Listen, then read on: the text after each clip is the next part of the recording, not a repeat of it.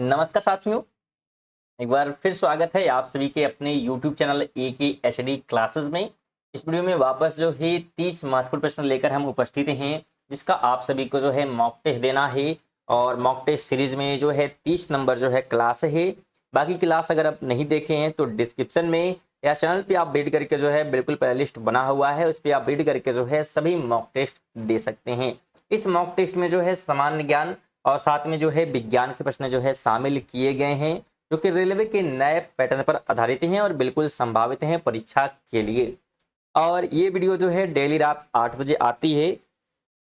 आपको रोजाना जो है एक सेट मिल जाता है मॉक टेस्ट का। तो अगर आप इसका जो है रेगुलर नोटिफिकेशन पाना चाहते हैं और चैनल पर नए हैं तो जरूर चैनल को सब्सक्राइब करें, जिससे आपको नोटिफिकेशन मिलती रहेगी।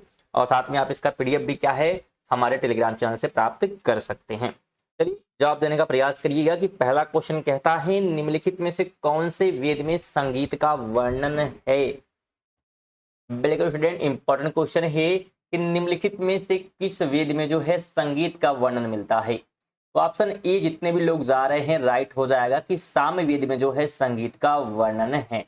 इसलिए अगर हम बात करें यजुर्वेद में तो इसमें जो है यज्ञ और कर्म कांडों का उल्लेख मिल जाता है। इसके अलावा अगर हम ऋग्वेद की बात करते हैं तो ऋग्वेद में जो है हमको क्या मिलता है, तो इसमें जो है देवी देवता और रीति रिवाज जो है की जानकारी दी जाती है। और अथर्ववेद की बात करते हैं जिसमें जो है औषधि और तंत्र मंत्र का उल्लेख किया गया है। अगला क्वेश्चन है कि भारतीय संविधान के अनुच्छेद 51A में निम्नलिखित में से किसका उल्लेख है। क्वेश्चन बात करें अगर हम अनुच्छेद 51A में तो इसमें जो है उल्लेख मिल जाता है मौलिक कर्तव्यों का। किसका? मौलिक कर्तव्यों का। आपको भली भांति पता होगा कि हमारे जो है कुल 11 जो है मौलिक कर्तव्य हैं। 3 नंबर क्वेश्चन की बात करें तो रजिया सुल्तान डैश की बेटी थी, तो बताने का प्रयास करिएगा रजिया सुल्तान किसकी बेटी है। ये जो है बेटी है इल्तुतमिश की। ऑप्शन नंबर डी हो जाएगा। और रजिया सुल्तान के बारे में ये भी ध्यान रखें कि ये दिल्ली के जो है पहली महिला शासिका है। अगर वीडियो इन्फॉर्मेटिव लगे तो वीडियो को लाइक और शेयर करते हुए जरूर चलें। और चैनल पर नए हैं तो जरूर चैनल को सब्सक्राइब करें, जो कि बिल्कुल फ्री होता है, कोई पैसा आपको नहीं देना होता है सब्सक्राइब करने के लिए। चलिए 4 का आपको जवाब देना है 4 नंबर क्वेश्चन का। क्वेश्चन कहता है कि निम्नलिखित में से कौन भारत सरकार की मौद्रिक नीति तैयार करता है। तो इसको जो है तैयार करता है RBI के जो गवर्नर होते हैं उनके द्वारा जो है तैयार होता है। तो बी ऑप्शन यहाँ पे राइट हो जाएगा। 5 की बात करते हैं तो निम्नलिखित में से गलत युग्म की पहचान करें। गलत युग्म पहचानना है। तो अगर हम गलत की बात करते हैं तो गलत यहाँ पे क्या हो जाएगा, ऑप्शन नंबर ए कि खेबी और लोहा, ये क्या है गलत है। और बाकी सब बिल्कुल सही है कि कश्मीर केसर के लिए, मुरादाबाद पीतल के लिए और सूरत जो है हीरे के लिए क्या है, तो बिल्कुल प्रसिद्ध है। लेकिन अगर हम लोहे की बात करें तो लोहा जो है उड़ीसा में, छत्तीसगढ़ में, झारखंड में और कर्नाटक में पाया जाता है। तो इन जगहों को आपको ध्यान रखना है। 6 नंबर क्वेश्चन है कि राष्ट्रीय कृषि विकास योजना भारत सरकार की एक योजना है जिसे निम्नलिखित लाभ के लिए लॉन्च किया गया। तो किसके लाभ के लिए जो है लॉन्च किया गया था राष्ट्रीय कृषि विकास योजना। इसलिए ध्यान रखें अगर हम बात करें राष्ट्रीय कृषि विकास योजना की तो इसका जो लॉन्च यानी जब शुरू किया गया था तो 2007 में। कब हुआ था? 2007 में। और इसका उद्देश्य था कृषि और किसान के साथ जुड़ा हुआ है। ऑप्शन नंबर सी राइट हो जाएगा। नाम से स्टूडेंट बिल्कुल क्लियर है कि राष्ट्रीय कृषि विकास योजना तो बिल्कुल कृषि और किसान से जुड़ा हुआ है। अगला क्वेश्चन है कि वर्तमान में राज्यसभा की अधिकतम सदस्य संख्या है। तो कितनी है सदस्य संख्या? वर्तमान में बात कर रहा है राज्यसभा की, तो ये है 250। कितना है? 250 है। तो ये आपको ध्यान होना चाहिए। 8 की बात कर लेते हैं तो डैश ब्रिटिश की ग्रीष्मकालीन राजधानी थी। यानी गर्मी के मौसम में जो है राजधानी हुआ करती थी ब्रिटिश की कौन सी जगह? डलहौजी, ऊटी, शिमला या दार्जिलिंग। तो बिल्कुल ऑप्शन नंबर सी हो जाएगा कि शिमला जो है राजधानी हुआ करती थी ग्रीष्मकाल में। और शिमला कहाँ पे है? तो हिमाचल प्रदेश में। 9 की बात कर लेते हैं, निम्नलिखित में से कौन सा देश भारत का पड़ोसी है। तो बिल्कुल इजी क्वेश्चन स्टूडेंट हो गया, क्योंकि बहुत सारे जो है ऑप्शन यहाँ पे दिख रहे हैं, लेकिन नेपाल बिल्कुल आपके है, आपको पता होगा। स्टूडेंट थोड़ा सा गला बैठ रहा था। हाँ, अब बात करते हैं, तो कौन सा देश जो है भारत का पड़ोसी है, तो बिल्कुल नेपाल हो जाएगा। क्या हो जाएगा?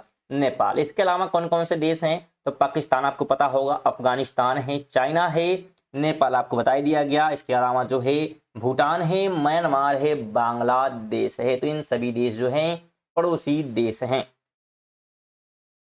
आगे बात करते हैं, तो अगला क्वेश्चन है कि जब डैश के साथ भिन्नता होती है तो जाति उद्भव होता है। किसके साथ भिन्नता होती है तब जो है जाति उद्भव होती है? तो भिन्नता जब होती है भौगोलिक विलगन की। ऑप्शन नंबर क्या हो जाएगा? तो ए हो जाएगा, भौगोलिक विलगन। चलिए 11 की बात करते हैं, तो भारत में वैष्णववाद की वृद्धि का प्रमाण हेलियोडोरस स्तंभ किस भारतीय शहर में स्थित है? ये जो है विदिशा में है। कहां पर है? विदिशा में। ऑप्शन नंबर डी राइट हो जाएगा। 12 की बात करें स्टूडेंट, तो बर्फ से ढकी चोटियों वाली एकमात्र पर्वत श्रृंखला कौन सी है? तो उसका नाम हिमालय है। ऑप्शन नंबर क्या हो जाएगा? तो ए राइट हो जाएगा।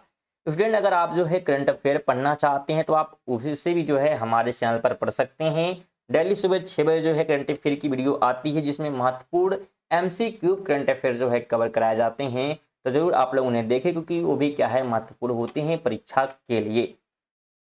13 की बात करें, तो लॉर्ड कर्जन की निगरानी में बंगाल विभाजन किस वर्ष हुआ था?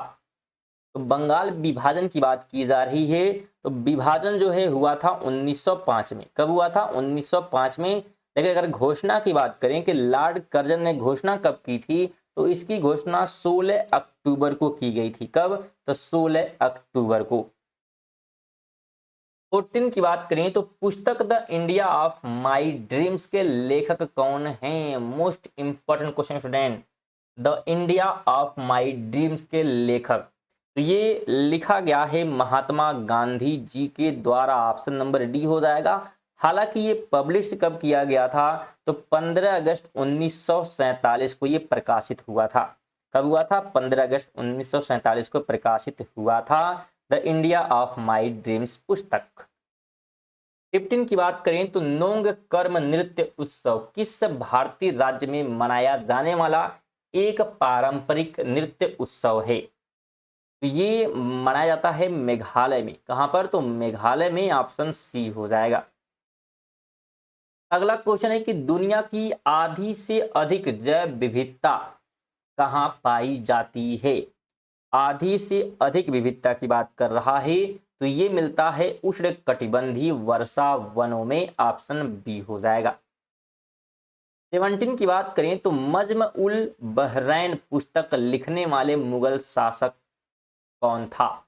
लिखने वाला मुगल शासक, तो इसको लिखने वाला जो मुगल शासक है दारा शिकोह है। कौन है? दारा शिकोह है। और इस पुस्तक में इसने जो है हिंदू और मुस्लिम का जो है तुलनात्मक जो है प्रकार से विवेचन किया है इस पुस्तक में। तो ये भी आप ध्यान रखेंगे। 18 की बात करते हैं, तो भारतीय संविधान में मौलिक अधिकारों की अवधारणा को निम्नलिखित में से किस देश के संविधान से लिया गया है? तो इसकी बात करते हैं, तो ये लिया गया है संयुक्त राज्य अमेरिका के संविधान से। ऑप्शन बी हो जाएगा। 19 की बात करें, तो कौन सी नदी 10 देशों से होकर बहती है? बताने का प्रयास करें स्टूडेंट कि कौन सी नदी है जो 10 देशों से होकर बहती है। तो उसका नाम है डेन्यूब। क्या नाम है? डेन्यूब। ऑप्शन ए हो जाएगा। 20 की बात करें, तो भारतीय खाद्य निगम की स्थापना कब की गई? तो इसकी स्थापना 1965 में की गई थी। ऑप्शन नंबर सी राइट हो जाएगा। अगला क्वेश्चन है कि बागुरुम्बा बागुरुम्बा भारत की किस जनजाति का पारंपरिक नृत्य है? तो ये नृत्य है बोड़ो का। किसको है? बोड़ो का। ऑप्शन नंबर सी हो जाएगा। 22 की अगर हम बात करते हैं तो निम्नलिखित में से कौन सा एक बुरा उष्मा परिचालक है? बुरा उष्मा परिचालक, तो ऑप्शन बी हो जाएगा शीशा। बुरा उष्मा परिचालक का मतलब स्टूडेंट ये है जो कि उष्मा का जो है एक प्रकार से परिचालक ना हो, यानी उष्मा को दूर तक ना ले जाता हो। जैसे अगर एल्युमिनियम अगर आप एक सिरे पे गर्म करेंगे तो दूसरा सिरा भी क्या होगा, गर्म होगा। तांबा भी सेम वही है और चांदी भी सेम वही है, लेकिन शीशा ऐसा नहीं है, लकड़ी भी हो सकता है, ठीक है, प्लास्टिक भी हो सकता है। तो ये सब क्या होंगे, बुरा उष्मा परिचालक होंगे। स्टूडेंट अगर आप जो है इन सभी जो है प्रश्नों का पीडीएफ प्राप्त करना चाहते हैं तो हमारे टेलीग्राम चैनल से जुड़ सकते हैं, जिसका लिंक आपको डिस्क्रिप्शन में मिलेगा। और साथ में अगर चैनल को अभी तक सब्सक्राइब नहीं किया तो जरूर सब्सक्राइब कर लें, क्योंकि बहुत सारे बेनिफिट आपको जो है इस चैनल से मिलने वाले हैं। 23 की बात कर लेते हैं। तो ये एक श्यामपट रंग में काला क्यों दिखाई देता है? श्यामपट की बात की जा रही है। तो काला होने का रीजन यह है कि वह जो है सभी रंग अवशोषित कर लेता है। ऑप्शन ए हो जाएगा।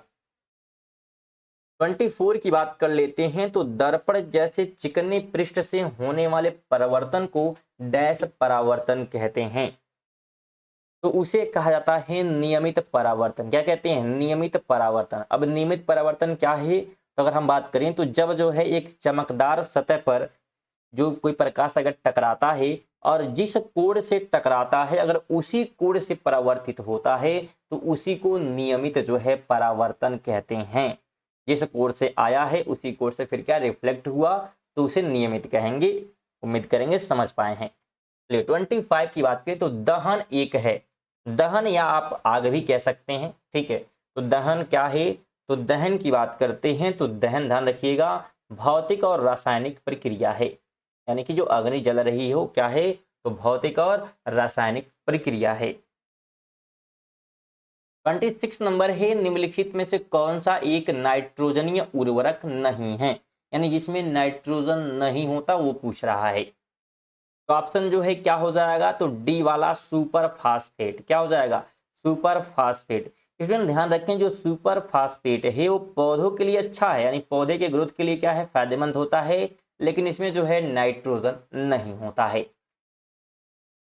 27 की बात करें तो कांच क्या है?